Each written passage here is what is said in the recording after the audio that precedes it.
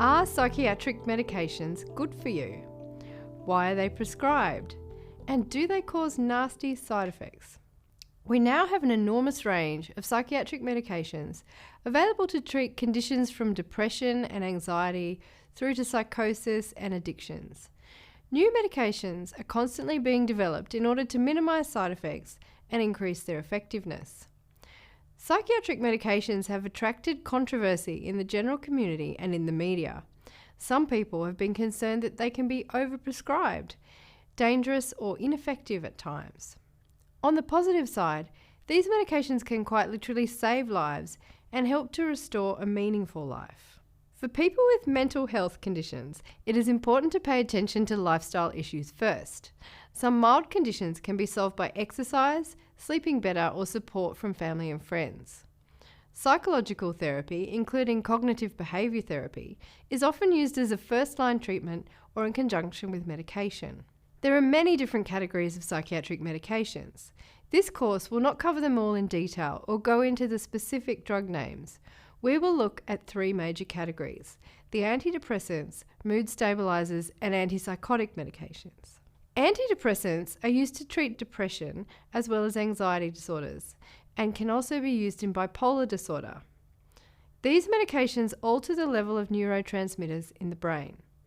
A neurotransmitter is a type of chemical that allows brain cells to communicate with one another. Antidepressants generally increase the levels of neurotransmitters called monoamines, working on the theory that these transmitters are reduced in people with depression. They mainly act on serotonin and noradrenaline, increasing the levels via a number of different mechanisms. These days, the most commonly used antidepressants are selective serotonin reuptake inhibitors, or SSRIs. They block the serotonin pump, or transporter, that normally sucks serotonin up into the nerve cells. The SSRIs came along in the 1980s and revolutionised the treatment for depression and anxiety. They cause less overall side effects than older types of medication. Some say the SSRIs have also led to the overprescription of medications for ordinary problems like sadness and grief. The very first antidepressants used were called tricyclics and monoamine oxidase inhibitors. These were first used in the 1950s. They are highly effective for severe forms of depression and enabled many people to recover and go home after long-term hospitalisation. These antidepressants are still used today for severe depression. Other newer types of antidepressants include serotonin noradrenaline reuptake inhibitors, or SNRIs, and also include mirtazapine and agomelatine.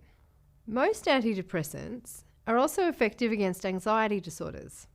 Some people with anxiety who don't have depression may be surprised to hear they're being given an antidepressant, but they're also proven treatments for anxiety. Antipsychotic medications reduce the symptoms of psychosis, which are mainly to do with impaired perceptions of reality. Antipsychotics can also act as mood stabilizers and can be helpful in bipolar disorder. Antipsychotics often block dopamine receptors and affect the levels of dopamine in the brain, but can also act on many other neurotransmitters.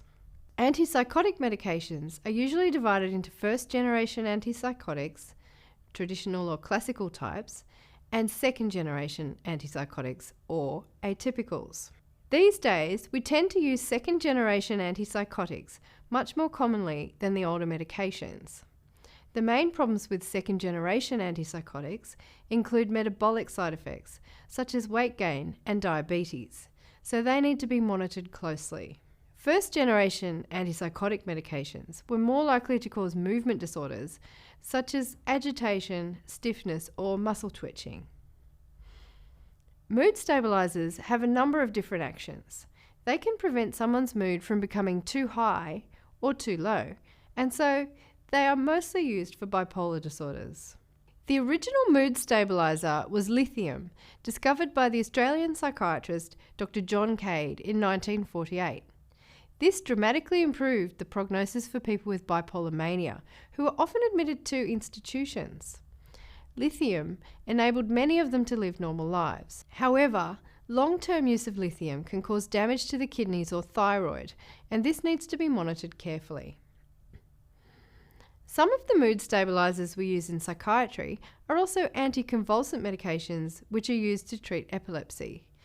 The reasons why anticonvulsant medication works to stabilize the mood is not completely understood.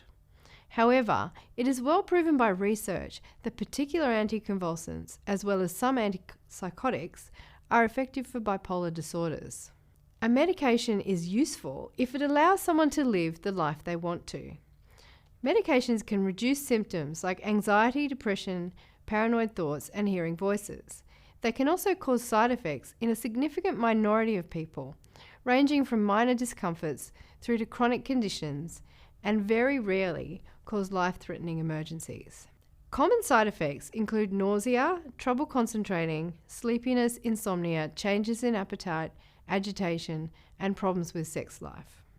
Weighing up the pros and cons of each medication is like a balancing act. It's also known as the risk versus benefit equation. There is now a large choice of medications available in each category, for example, antidepressants. Each individual responds differently to any given medication. Unfortunately, it is not always possible to predict whether someone will respond well to a medication or develop side effects, or to predict the best medication for a person in advance. Technologies are currently under development that will use genetic tests to predict response to medication. Sometimes we need to try more than one medication before the best one is found, and this process can be frustrating. If you are having trouble with medication, the best approach is talk to your doctor. Most psychiatric medications are not addictive, unlike alcohol, street drugs, and recreational drugs. When addictive drugs are used, over time your body forms a dependency on the drug, and you require increasing doses to get the same effect. Antidepressants, mood stabilizers, and antipsychotic medication are not addictive. However, some people experience discomfort when their antidepressants are stopped. Some prescribed medications can be addictive if used inappropriately. These include benzodiazepines, which are used as sedative or sleeping tablets, painkillers such as opiates, and some stimulants, which are used to treat attention deficit hyperactivity disorder or ADHD. The length of time a person needs to take medication depends on their individual circumstances. Usually medications need to be taken consistently every day for several weeks before a positive effect is experienced. Side effects can be worst in the first few days and then subside, so it is worth persisting with the medication.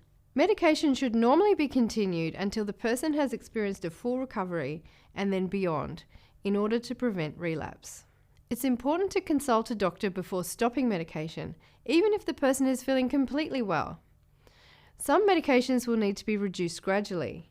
Continuing medications for longer than necessary can also be problematic, particularly if there are issues such as weight gain or diabetes. The key to success with medication is to keep up communication with the doctor. If you are taking medication, don't be afraid to ask questions. It's important to let the doctor know if the medication is not helping or if side effects occur. A good doctor will listen to your concerns and discuss the options. There are many different types of medication, and so it's always possible to change medications or reduce the dose. For many people, it is possible to stop taking medication altogether, and this should generally be done under medical supervision. Psychiatric medications can treat symptoms of all the mental disorders and improve quality of life, including social life, work, and leisure. In many cases, they are literally life-saving. However, these medications do carry the risk of side effects and need to be monitored carefully. Many alternative treatments are available, so close communication with a doctor is essential.